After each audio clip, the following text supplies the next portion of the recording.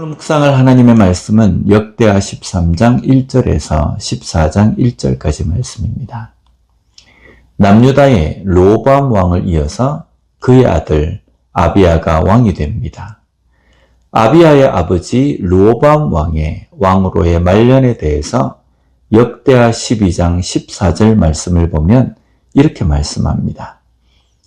르호보암이 악을 행하였으니 이는 그가 여호와를 구하는 마음을 굳게 하지 아니함이었더라.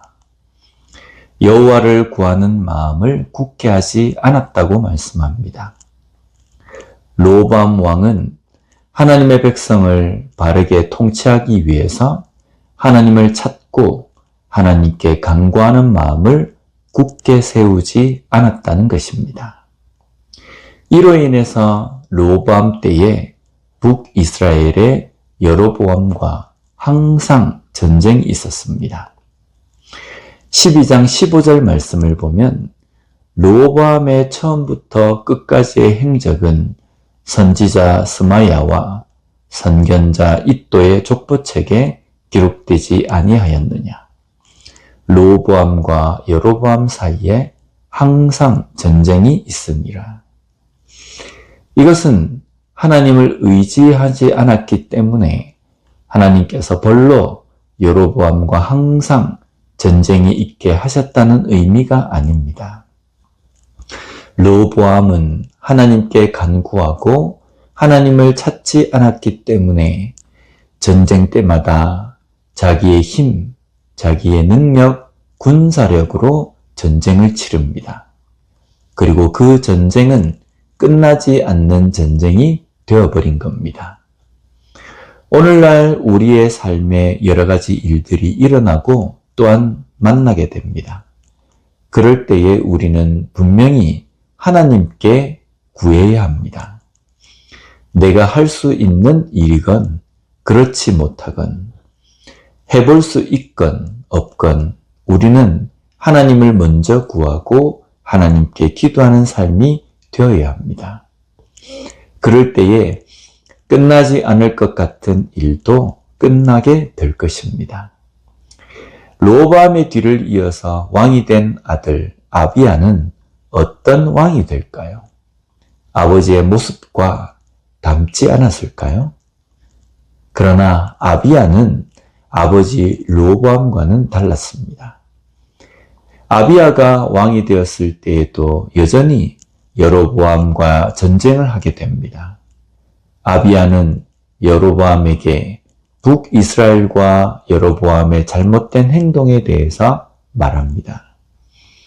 여로보암은 성전 대신에 산당에 금송아지를 만들어 놓고 그것을 하나님이라고 하며 섬깁니다. 그리고 아무 사람이나 제사장으로 세웁니다. 9절 말씀을 보면 너희가 아론 자손인 여호와의 제사장들과 레위 사람들을 쫓아내고 이방 백성들의 풍속을 따라 제사장을 삼지 아니하였느냐. 누구를 막론하고 어린 수송아지 1마리와 순양 7마리를 끌고 와서 장립을 받고자 하는 자마다 허무한 신들의 제사장이 될 수 있도다.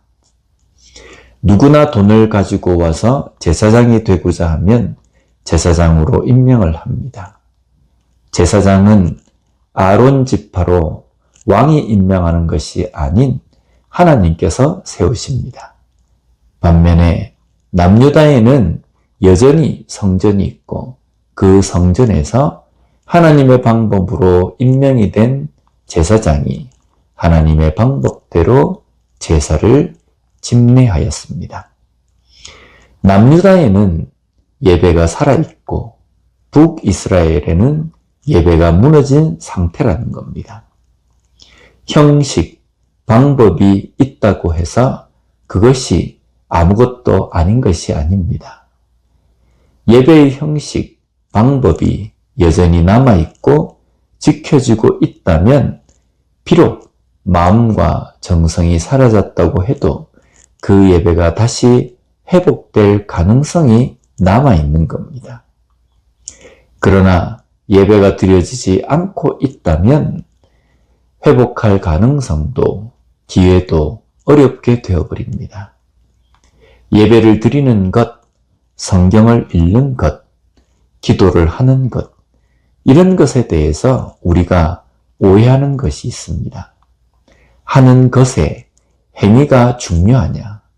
그 안에 마음이 중요하다는 말을 하면서 하는 것에 행위에 대해서 소홀히 하고 무시합니다. 그러나 하는 것, 그것 또한 중요합니다. 기도하려고 할 때에 기도의 은혜를 경험하게 되는 겁니다. 성경을 보려고 할 때에 성경 말씀을 통한 말씀의 은혜도 경험하게 됩니다. 예배를 드리려고 할 때에 예배를 통한 하나님의 은혜를 경험하게 되는 겁니다. 형식도 버리지 말고 그 내용도 버리지 않는 것이 중요합니다. 르호보암이 여로보암과 전쟁을 하게 되었을 때에 르호보암은 하나님께 부르짖습니다. 본문 14절을 보면 유다 사람이 뒤를 돌아보고 자기 앞뒤에 젖병으로 말미암아 여호와께 부르짖고 제사장들은 나팔을 부니라. 여호와께 부르짖고 제사장은 나팔을 부니라.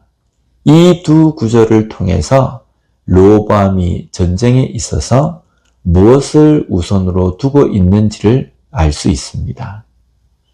그는 전쟁에 있어서도 하나님께 부르짖고 하나님의 도우심을 간구하는 것을 중요하게 여긴 것입니다.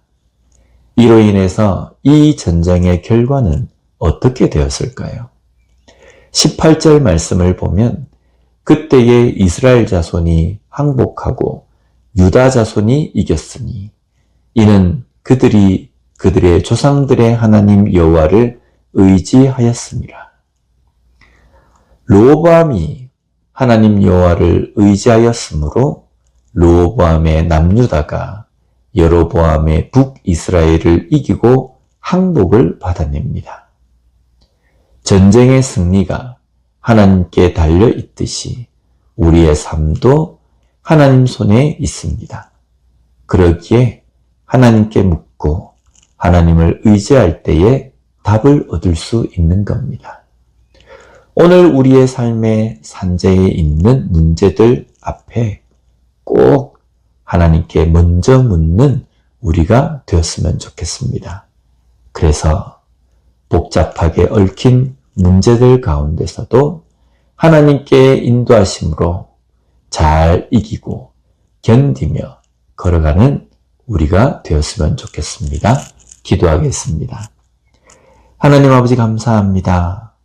오늘 말씀을 통해서 우리의 삶의 회복을 위하여서는 무엇을 우리가 붙들어야 하는지를 깨닫게 주시니 감사합니다.